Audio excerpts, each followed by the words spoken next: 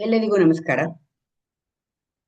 ಕಳೆದ ಬಾರಿ ನಾವು ಮನಸ್ತ್ವಂ ವ್ಯೋಮತ್ವಂ ಮರುದಸಿ ಮರುತ್ ಸಾರಥಿರಸಿ ತ್ವಂ ಆಪಃ ತ್ವಂ ಭೂಮಿಃ ತ್ವಯಿ ಪರಿಣತಾಯಾಂ ನ ಹಿ ಪರಂ ತ್ವಮೇವ ಸ್ವ ಆತ್ಮಾನಂ ಪರಿಣಮಯಿತುಂ ವಿಶ್ವವಪುಷ ಚಿದಾನಂದಾಕಾರಂ ಶಿವ ಯುವತಿ ಭಾವೇನ ಬಿಭೃಷೆ ಅನ್ನೋದನ್ನ ನೋಡಿದ್ವಿ.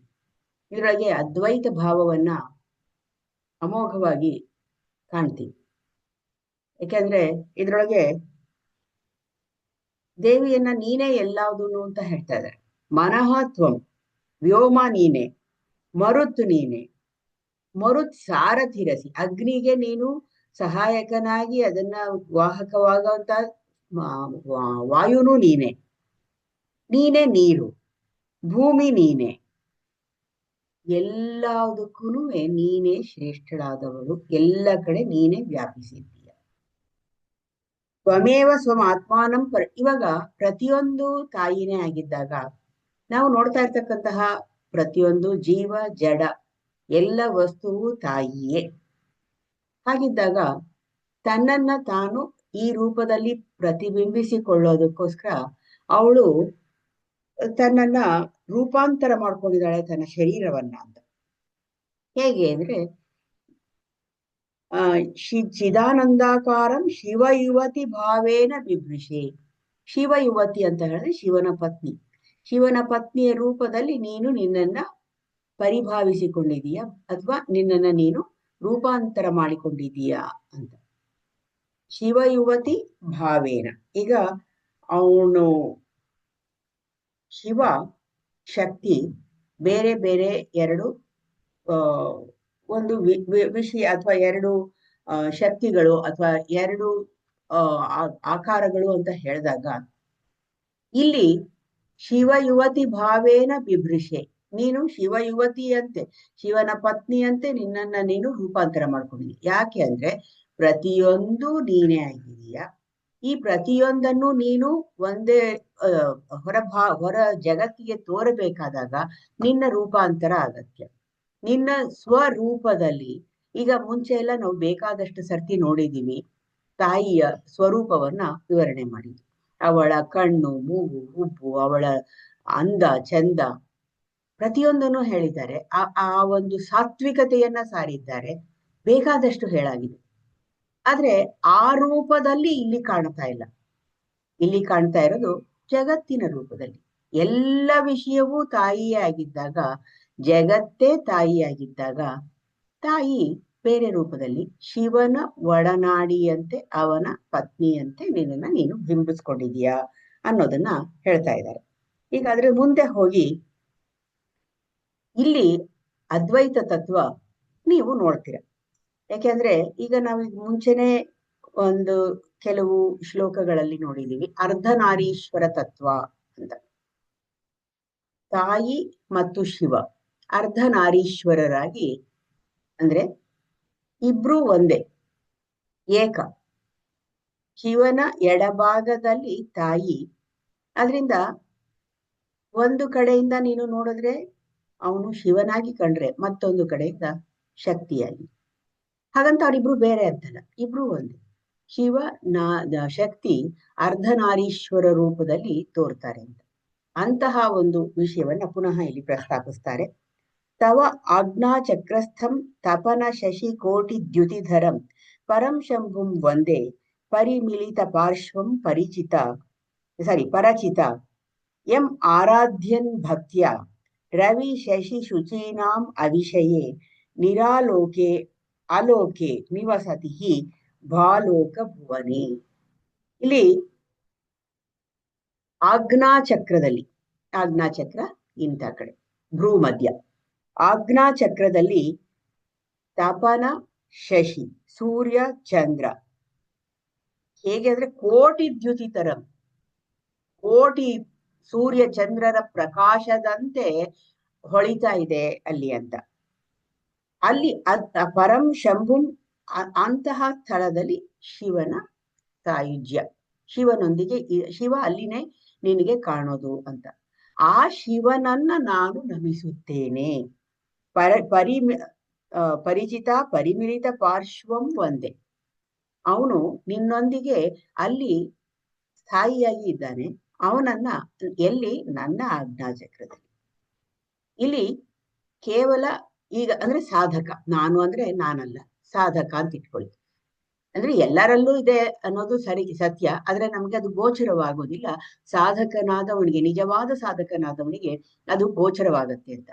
ಆ ಗೋಚರವಾಗತಕ್ಕಂತಹ ಸತ್ಯ ಏನು ಅಂತಂದ್ರೆ, ಕೋಟಿ ಸೂರ್ಯ ಚಂದ್ರರ ಪ್ರಕಾಶವನ್ನು, ಕೋಟಿ ಸೂರ್ಯ ಚಂದ್ರ ಅಗ್ನಿಗಳ ಪ್ರಕಾಶ, ತಪನ ಅಗ್ನಿಗಳ ಪ್ರಕಾಶವನ್ನ ಅಲ್ಲಿ ಪ್ರತಿಬಿಂಬಿಸೋದು ಶಿವ. ಆ ಅಷ್ಟು ಭಾಸ್ವರೂಪನಾಗಿ ಅವನು ಕಾಣ್ತಾ ಇದ್ದಾನೆ. ಅಂತಹ ಶಿವನನ್ನ ನಾನು ವಂದಿಸುತ್ತೇನೆ ಅಂತ ಸಾಧಕ ವಂದಿಸುತ್ತಾನೆ. ಎಂ ಭಕ್ತ್ಯಾ ಆರಾಧ್ಯನ್ ರವಿ ಶಶಿ ಶುಚೀನಾಂ ಅವಿಷಯೇ ನಿರಾಲೋಕೆ ಲೋಕೆ ಭಾಲೋಕೆ ಭುವನೆ ನಿವಸತಿ. ಅವನು ಎಲ್ಲಿ ವಾಸ? ಶಿವ ಇಲ್ಲಿ ಆ ಒಂದು ಪ್ರಕಾಶಮಾನವಾಗಿ ತೋರ್ತಾ ಇದ್ದಾನೆ, ಅದನ್ನ ನೋಡಬಹುದು. ಅಂದ್ರೆ ಇದಾನೆ. ಆದ್ರೆ ಅವನ ಸಾಯುಜ್ಯ ಎಲ್ಲಿ ಅಂದ್ರೆ ಸಹಸ್ರಾರದಲ್ಲಿ. ಸಹಸ್ರಾರ ಅಂತಂದ್ರೆ ನೆತ್ತಿಯ ಮಧ್ಯೆ.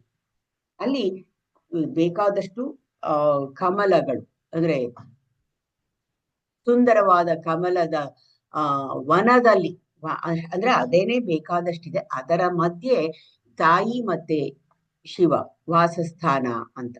ಶಿವನ ಸಾಯುಜ್ಯ, ಅವಳೊಡನೆ ಒಂದಾಗಿ ಇರುವಿಕೆ.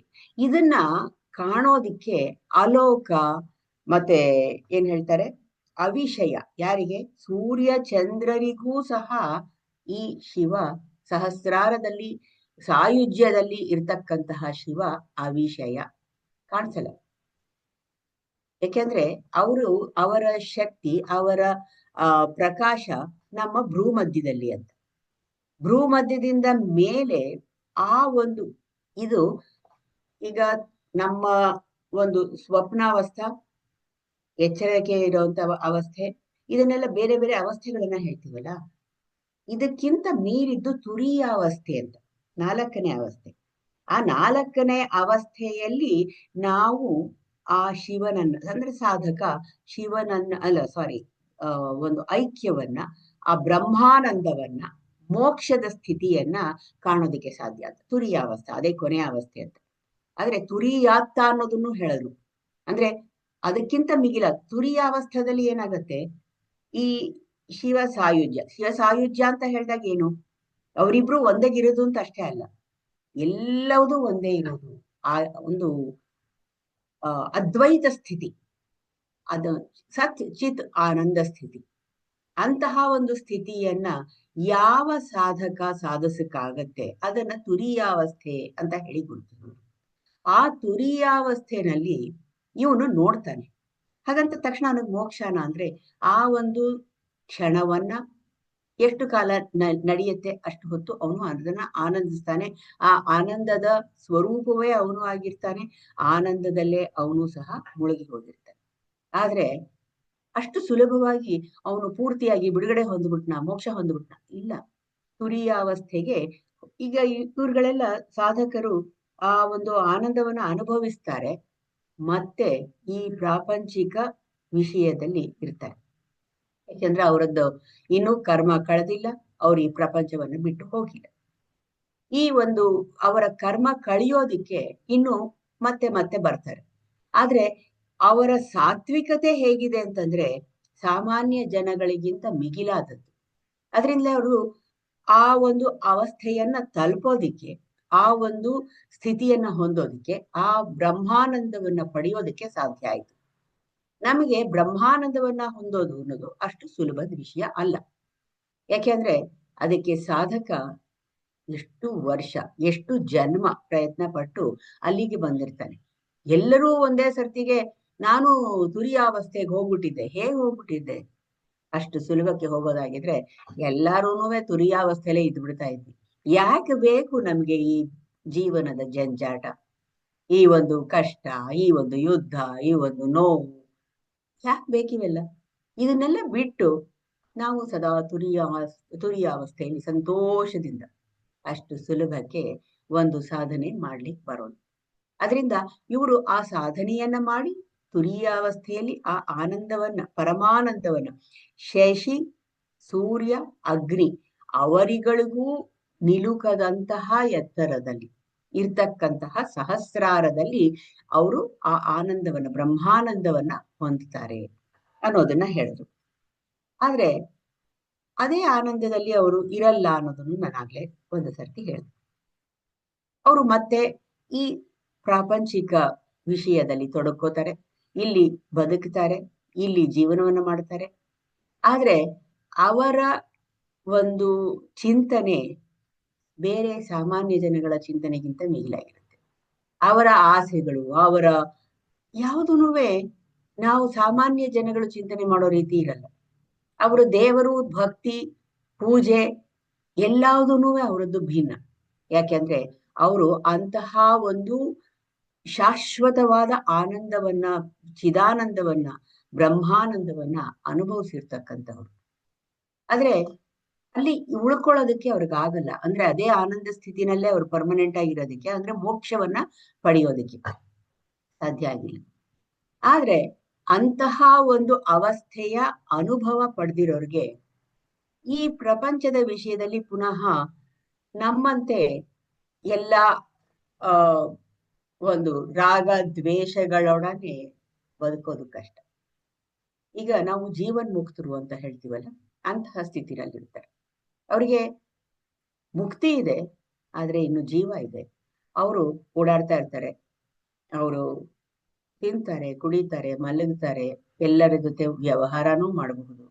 ಆದ್ರೆ ಅವರ ವ್ಯವಹಾರದಲ್ಲಿ, ಮಾತುಕತೆಯಲ್ಲಿ ನಾವು ಸಾಧಾರಣವಾಗಿ ನಿರೀಕ್ಷೆ ಮಾಡತಕ್ಕಂತಹ ಒಂದು ಒಂದು ಮನುಷ್ಯರ ವ್ಯವಹಾರ ಏನಿದೆ, ನಾವು ಅಂದ್ರೆ ಎಲ್ಲ ಸಜ್ಜನರಂತೆ ಇನ್ನೊಬ್ಬರ ಜೊತೆ ವ್ಯವಹಾರ ಮಾಡೋದು, ಅವರ ಓಡಾಟ, ಅವರ ಎಲ್ಲಿ ಬೇಕಾದ್ರೂ ಮಲ್ಕೊಂಡ್ಬಿಡ್ತಾರೆ. ನಿದ್ರೆ ಬಂದು ತೋರಿಸಿದ್ರೆ ಮಲ್ಕೊಂಡ್ಬಿಡು, ಬೀದಿನಲ್ಲಿರ್ಬೋದು, ಇನ್ಯಾರದೋ ಮನೆ ಎಲ್ಲೋ ಹೋಗಿರ್ತಾರೆ, ಅಲ್ಲೇ ಮಲ್ಕೊಂಡ್ಬಿಡ್ಬೋದು. ಎಲ್ ಬೇಕ ಯಾವ್ದಕ್ಕೂ ಹೀಗೆ ಆಗ್ಬೇಕು ಅನ್ನುವಂತಹ ಒಂದು ಸ್ಥಿತಿಯನ್ನ ದಾಟ್ಬಿಟ್ಟಿದ್ದಾರೆ. ನನ್ಗೆ ಇಂಥದ್ದೇ ಸಿಕ್ಕಬೇಕು, ನನ್ಗೆ ಇವತ್ತಿನ ದಿವಸ ಜಾಮೂನ್ ತಿನ್ಬೇಕು, ಮತ್ತಿನ್ನೇನೋ ಒಂದು ಆಸೆ ಇದೆ, ಅದೆಲ್ಲ ಯಾವುದೂ ಇಲ್ಲ. ಏನ್ ಸಿಕ್ಕುತ್ತೋ ಆ ಹೊತ್ತಿಗೆ ಅದನ್ನ ತಿನ್ನೋದು ಅಷ್ಟೇ. ಯಾರು ಏನಾರು ಕೊಟ್ರೆ ತಿನ್ನೋದು, ಇಲ್ವಾ ಅದೂ ಇಲ್ಲ. ಅಂತಹ ಒಂದು ವಿಚಿತ್ರವಾದ ಸ್ಥಿತಿನಲ್ಲಿ ಅವ್ರು ಇರ್ತಾರೆ. ಅದಕ್ಕೆ ಜನಗಳಿಗೆ ಅದನ್ನ ಅರ್ಥ ಮಾಡ್ಕೊಳಕ್ಕಾಗಲ್ಲ. ನಮ್ಗೇನ್ ಅರ್ಥ ಆಗುತ್ತೆ ಅಂದ್ರೆ, ನಮ್ಮ ತರಾನೇ ಯಾರಿರ್ತಾರೆ ಅವರು ಸರಿಯಾದ ಮನುಷ್ಯರು ಅಂತ.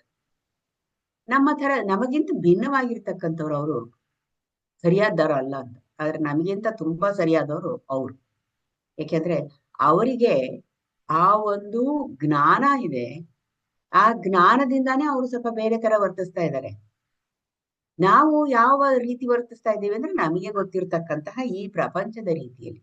ಅವರು ಈ ಪ್ರಪಂಚಕ್ಕಿಂತ ಮಿಗಿಲಾದದ್ದನ್ನ ಕಂಡಿದ್ದಾರೆ, ಅನುಭವಿಸಿದ್ದಾರೆ. ಅದನ್ನ ತನ್ನದನ್ನಾಗಿ ಮಾಡ್ಕೊಳ್ಳುವಂತಹ ಒಂದು ಪ್ರಯತ್ನದಲ್ಲಿ ಇದ್ದಾರೆ. ತುರೀಯಾವಸ್ಥೆಯನ್ನ ಅನುಭವಿಸಿ ಆ ತುರೀಯಾತ್ತ ಅಂತ ಹೇಳ್ತಾರೆ. ಅಂದ್ರೆ ಆ ಒಂದು ತುರೀಯಾವಸ್ಥೆಯಲ್ಲೇ ಇದ್ದು ಬಿಡ್ಬೇಕು. ಮತ್ತೆ ಮತ್ತೆ ಇಲ್ಲಿ ಬಂದು ಈ ಒಂದು ಕಷ್ಟದ ಪ್ರಪಂಚದಲ್ಲಿ ಜೀವನ್ಮುಕ್ತ ಸ್ಥಿತಿ ಅಂತ ಹೇಳಿದ್ರೆ ಅದೇ ರೀತಿಯಲ್ಲಿ ಮತ್ತೆ ಮತ್ತೆ ಬರೋದು ಹೋಗೋದು ಅದು ಬೇಡ. ಆ ಒಂದು ಆ ಆನಂದವನ್ನ ಪೂರ್ತಿಯಾಗಿ ಅನುಭವಿಸ್ತಾ, ಅಂದ್ರೆ ನಾನೇ ಬ್ರಹ್ಮನಾಗಿ, ಅಹಂ ಬ್ರಹ್ಮಾಸ್ಮಿ ಅನ್ನೋಂತಹ ಜ್ಞಾನ ಅವರಿಗೆ ಇದೆ. ಆದ್ರೆ ಅವರು ಇನ್ನೂ ಪೂರ್ತಿಯಾಗಿ ಈ ಪ್ರಪಂಚದಿಂದ ಬಿಡುಗಡೆ ಹೊಂದಿ, ಆ ಬಿಡುಗಡೆಯನ್ನ ಪಡೆಯೋದಕ್ಕೆ ಮುಂಚಿನ ಸ್ಥಿತಿ ತುರೀಯಾರ್ಥ. ತುರೀಯಾರ್ಥದಲ್ಲಿ ಅವರಿಗೆ ಪೂರ್ತಿ ಬಿಡುಗಡೆ. ಮತ್ತೆ ಅವರು ಈ ಹುಟ್ಟು ಸಾವಿನ ಚಕ್ರದಲ್ಲಿ ಸಿಲುಕೋದಿಲ್ಲ. ಅಂತಹ ಅವಸ್ಥೆಯನ್ನ ಪಡೆಯೋದು ಪ್ರತಿಯೊಬ್ಬ ಮನುಷ್ಯನ ಒಂದು ಗುರಿ ಆಗಿರಬೇಕು ಅಂತ. ಮನುಷ್ಯ ಅಂತ ಯಾಕೆ ಹೇಳ್ತಾ ಇದ್ದೀನಿ ಅಂದ್ರೆ, ಚಿಂತನೆ ಮಾಡೋದಕ್ಕೆ, ಯಾವ್ದಕ್ಕಾರು ಒಂದು ಸಾಧನೆ ಮಾಡೋದಕ್ಕೆ, ಆ ತುರೀಯಾವಸ್ಥೆ ಅನ್ನೋದನ್ನ ಯೋಚನೆ ಮಾಡೋದಕ್ಕೆ, ಅಂತಹ ಜ್ಞಾನವನ್ನ ಪ್ರಾಪ್ತಿ ಮಾಡ್ಕೊಳ್ಳೋದಕ್ಕೆ, ದೇವರ ಆರಾಧನೆ ಮಾಡೋದಕ್ಕೆ, ಶಿವಶಕ್ತಿಯರ ಒಂದು ಅವರ ಸ್ಥಾನವನ್ನ ಕಲ್ಪನೆ ಮಾಡ್ಕೊಳ್ಳೋದಕ್ಕೆ, ಈ ಎಲ್ಲ ಬುದ್ಧಿ ಇರೋದು ಕೇವಲ ಮನುಷ್ಯನಿಗೆ ಮಾತ್ರ. ಉಳಿದೆಲ್ಲ ಪ್ರಾಣಿಗಳು ಸಹ ಬೇರೆ ಎಲ್ಲ ನಮ್ಮಂತೆ ಅವುಗಳಿಗೂ ಹಸಿವಿದೆ, ನೀರಡಿಕೆ ಇದೆ, ಆಮ್, ಓ, ಎಲ್ಲ ಬೇರೆ ನಮ್ಮ ಜೀವನದಲ್ಲಿ ನಾವ್ ಏನೇನ್ ಕಾಣ್ತೀವಿ ಅದೆಲ್ಲ ಇದೆ. ಅವಕ್ಕೂ ಕಣ್ಣು ಮೂಗು ಕಿವಿ ಎಲ್ಲ ಇದೆಯಲ್ಲ. ಪಂಚಭೂತಗಳು ಇವೆ, ಪಂಚಭೂತಗಳಿಂದ ಅವು ಆಗಿವೆ. ಪಂಚೇಂದ್ರಿಯಗಳಿವೆ, ಅವಕ್ಕೆ ಕರ್ಮೇಂದ್ರಿಯಗಳು, ಜ್ಞಾನೇಂದ್ರಿಯದಲ್ಲೇನೆ ಪ್ರಾಬ್ಲಮ್. ಆ ಜ್ಞಾನೇಂದ್ರಿಯ ಜ್ಞಾನೇಂದ್ರಿಯ ಇದೆ. ಆದ್ರೆ ನಮ್ಮಂತೆ ಅವುಗಳಿಗೆ ನನಗೆ ಇದು ಬೇಕು, ಇಂತಹ ಒಂದು ಮೋಕ್ಷದ ಸ್ಥಿತಿ ಬೇಕು, ಅದಕ್ಕೆ ನಾನು ಮಾಡಬೇಕಾದ ಸಾಧನೆ ಏನು, ಅದೆಲ್ಲ ಏನು ಗೊತ್ತಾಗ. ಅದರಿಂದ ನಾವೇನ್ ಮಾಡತ್ವೆ, ಹಸಿವಾದಾಗ ತಿನ್ನತ್ವೆ, ಹೋಗ್ಬೇಕು ಒಂದ್ ಕಡೆ ಹೋಗತ್ವೆ, ಬರಬೇಕು ಒಂದ್ ಕಡೆ ಬರತ್ವೆ, ಇಲ್ಲಿ ಕೂತು ಧ್ಯಾನ ಮಾಡ್ಬೇಕು, ಇಂಥ ದೇವಸ್ಥಾನಕ್ಕೆ ಹೋಗ್ಬೇಕು, ಇಂಥ ಪೂಜೆ ಮಾಡ್ಬೇಕು, ವ್ರತ ಮಾಡ್ಬೇಕು, ಇವೆಲ್ಲ ಬರೀ ಮನುಷ್ಯರಿಗೆ ಮಾತ್ರ. ಅದರಿಂದ ಪ್ರತಿಯೊಬ್ಬ ಮನುಷ್ಯನ ಒಂದು ನಿಜವಾದ ಸಂಕಲ್ಪ ಏನಾಗಿರ್ಬೇಕು ಅಂದ್ರೆ ಆ ಮೋಕ್ಷ ಸ್ಥಿತಿಯನ್ನ, ಮೋಕ್ಷವನ್ನು. ಅಹಂ ಬ್ರಹ್ಮಾಸ್ಮಿ ಅಂತ 100 ಸರ್ತಿ, 1000 ಸರ್ತಿ, 1,00,000 ಸರ್ತಿ ನಾ ಹೇಳ್ಕೊಂಡ್ರು ನಾನು ಬ್ರಹ್ಮ ಅನ್ನೋ ಅಂತಹ ಜ್ಞಾನ ಬರಲ್ಲ. ಅಹಂ ಬ್ರಹ್ಮಾಸ್ಮಿ ನಿಜ, ಅದು ನಾನು ಬ್ರಹ್ಮ ಅನ್ನೋದು ನಿಜ. ಆದ್ರೆ ಅದರ ಜ್ಞಾನ ನನಗಿಲ್ವೇ? ನನಗೇನಿದೆ ಅಂತಂದ್ರೆ, ನಾನು ಅನ್ಕೊಂಡಿರೋ ಹಾಗೆ ನಾನು ಈ ಪ್ರಪಂಚದಲ್ಲಿ ಇಂತಹ ಹೆಸರಿನ ವ್ಯಕ್ತಿ, ಇಂತಹ ಅಡ್ರೆಸ್ಸು ನಂದು, ಇಂತಹ ಸಾಧನೆಯನ್ನ ಮಾಡಿದ್ದೀನಿ, ಇಲ್ಲಿ ಹೋಗ್ತೀನಿ, ಇಲ್ಲಿ ಬರ್ತೀನಿ, ಇಂಥ ಕಾರ್ ನನ್ನ ಹತ್ರ ಇದೆ, ಅಂಥ ಮನೆ ನನ್ನ ಹತ್ರ ಇದೆ, ಇಂಥ ಒಡವೆ ಇದೆ, ವಸ್ತು ಇದೆ, ಇವರೆಲ್ಲ ನನ್ನ ಜನ, ಇದೆಲ್ಲ ನಾನು ನಾನು ನಾನು ನನ್ನದು. ಇದ್ರೊಳಗೇನೆ ನಾವೆಲ್ಲ ಇದ್ದೀವಿ. ಇದರಿಂದ ಮುಂದಕ್ಕೆ ಹೋಗೋದೇನೆ ಸಾಧನೆ. ಆ ಸಾಧನೆ ಮಾಡ್ಬೇಕು ಅಂತ ಮನಸ್ಸು ಬರುತ್ತಲ್ಲ, ಅದು ಬರೋದು ಸಹ ಬರೀ ಮನುಷ್ಯರಿಗೆ. ಬಂದಾಗ ನಾವು ಅದರ ಕಡೆಗೆ ಮುಂದೆ ಸಾಗ್ತಾ ಹೋಗ್ತೀವಿ ಅನ್ನೋದನ್ನ ಹೇಳ್ತಾ ಇದ್ದಾರೆ.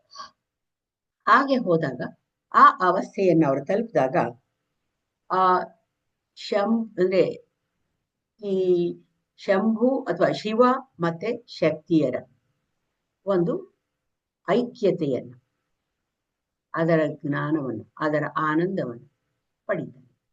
ಅಂತಹ ಅವಸ್ಥೆಗೆ ಹೋಗೋದೇನೆ ನಮ್ಮ ಜೀವನದ ಗುರಿ. ಈಗ ಭಾಲೋಕ ಅಂತಂದ್ರೆ, ಭಾಲೋಕ ಅಂದ್ರೆ ಬೆಳದಿಂಗಳಿನ ಲೋಕ. ಬರೀ ಎಲ್ಲ ಕಡೆ ಬೆಳಕು, ಅಂತಹ ಒಂದು, ಈಗ ನಮ್ಗೆ ಇಲ್ಲಿ ಬೆಳಕಾಗುತ್ತೆ, ರಾತ್ರಿ ಆಗುತ್ತೆ, ಅದು ಪ್ರಾಪಂಚಿಕ ವಿಷಯ. ಅದೆಲ್ಲ ಸೂರ್ಯ ಚಂದ್ರರ ಒಂದು ಚಲನೆಯಿಂದ ನಾವು ಇವಾಗ ಬೆಳಗಾಯ್ತು ಅಂತೀವಿ, ಕೂತ್ಕೊಂಡಿದೀವಿ, ಇನ್ನು ರಾತ್ರಿ ಆಯ್ತು ಅಂತ ಹೇಳ್ತೀವಿ, ಮಲ್ಕೊಳ್ತೀವಿ. ಈಗ ಊಟದ ಹೊತ್ತಾಯ್ತು, ತಿಂಡಿ ಹೊತ್ತಾಯ್ತು, ಇದೆಲ್ಲ ಸೂರ್ಯ ಚಂದ್ರರ ಚಲನೆಯ ಮೇಲೆ ನಾವು ಕಾಲವನ್ನು ಗುರುತಿಸ್ತಾ ಅಂತಹ ಒಂದು ಕ್ರಿಯೆಯಲ್ಲಿ ನಮ್ಮನ್ನ ತೊಡಗಿಸ್ಕೊತೀವಿ. ಆದ್ರೆ ಇಲ್ಲಿರೋದು ಕೇವಲ ಭಾಲೋಕ, ಕೇವಲ ಬೆಳದಿಂಗಳಿನ ಲೋಕ. ಬರೀ ಬೆಳಕು, ಎಲ್ಲ ಕಡೆ ಎಲ್ಲಿ ನೋಡಿದ್ರು ಬರೀ ಬೆಳಕು. ಅಲ್ಲಿ ಸಹಸ್ರಾರ ಕಮಲದಲ್ಲಿ ಚಂದ್ರ ಬಿಂಬ ಇರುತ್ತಂತೆ, ಚಂದ್ರನ ಬಿಂಬ ಇರುತ್ತೆ. ಅದು ಅಲೋಕ ಅಂತ ಹೇಳ್ತಾರೆ. ಅಲೋಕ ಅಂತಂದ್ರೆ ಲೋಕವಲ್ಲದ್ದು, ಲೋಕಕ್ಕಿಂತ ಮಿಗಿಲಾದ. ಅಲ್ಲಿ ರವಿ ಚಂದ್ರ ಅಗ್ನಿ ಯಾರಿಗೂ ಅದರ ಪ್ರಕಾಶ, ಅದರ ಇರುವಿಕೆ ಗೋಚರವಾಗುವುದಿಲ್ಲ. ಅಂತಹ ಭಾಲೋಕದಲ್ಲಿ ಏಕಾಂತ ಸ್ಥಳದಲ್ಲಿ, ಏಕಾಂತದಲ್ಲಿ ಶಿವ ಶಕ್ತಿಯರ ವಾಸ. ಅಂತಹ ಒಂದು ಸ್ಥಿತಿಯನ್ನ ಅನುಭವಿಸತಕ್ಕಂತಹ, ಕಾಣತಕ್ಕಂತಹ, ನೋಡತಕ್ಕಂತಹ ಒಂದು ಶಕ್ತಿ ಈ ಇವ್ರುಗಳಿಗೆ ಸಿಕ್ಕುತ್ತೆ. ಯಾರಿಗೆ? ನಿಜವಾದ ಸಾಧಕರಿಗೆ.